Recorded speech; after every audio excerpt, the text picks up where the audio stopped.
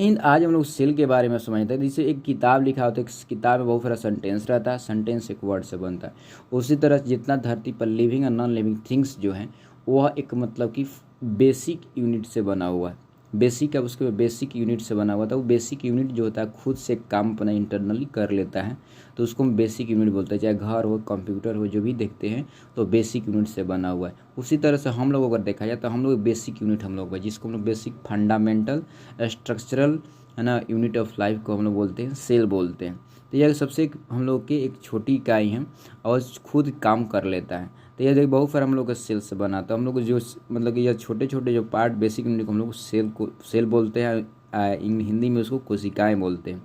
अगर मान लें कोशिकाएं देखते हैं तो लिविंग ऑर्गेनिज्म को देखेंगे तो दो पार्ट में कैटेगराइज किया गया। एक होता है यूनिसेलुलर, तो यह बात सोच सकते हैं आप लोग, जानते हैं कि बहुत सारे लिविंग से छोटे हैं, बड़े हैं, तो ये आप लोग दिमाग में यह बात आएगा, सोचिएगा।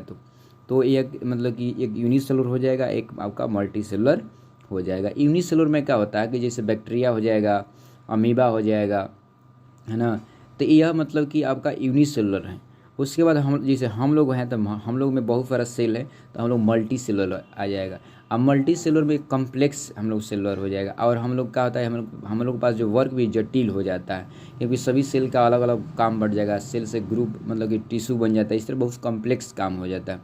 अब ये भी बात हम लोग सोचने लगते हैं कि मतलब कि यह जो बना हुआ है हमारा सेल के अंदर जो है उसका फंक्शन अलग अलग बटा हुआ है।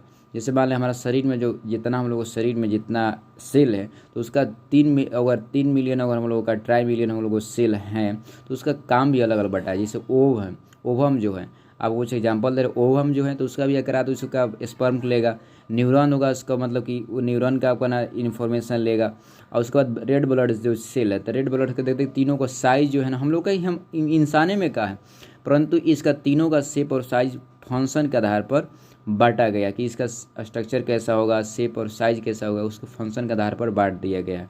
तो इसको हम अच्छे से डिटेल समझेंगे नेक्स्ट वीडियो में आप लोगों के। तो आप लोग इसको लैब में ले जाएंगे जब हम लोग सब इसको रिसर्च के बारे में कैसे किए थे, रॉबर्ट हुक कैसे रिसर्च किए थे। तो नेक्स्ट वीडियो में जानेंगे, तब जाने की अनुमति दीजिए। आप मेरे चैनल पर न्यू है तो प्लीज़ मेरे चैनल को सब्सक्राइब कर लीजिए। जय हिंद।